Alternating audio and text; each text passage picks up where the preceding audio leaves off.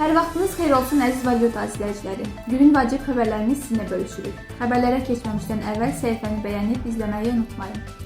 İşsizlərin nəzərinə, gələn il işsizlikdən sığorta fondunun vəsaiti hesabına 450 minə yaxın şəxsin aktiv məşğulluq tədbirlərinə cəlb olunması gözlənilir.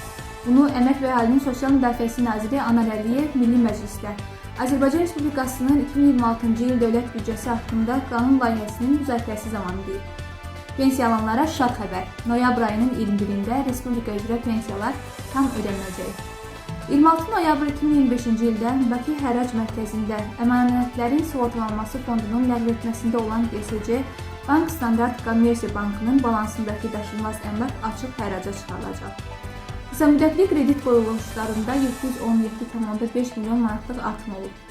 Əhaliyə göstərilən ödənişli xidmətlərin dəyəri illik müqayisədə 1 milyard 674,7 milyon manat artaraq 11 milyard 867,1 milyon manata çatıb.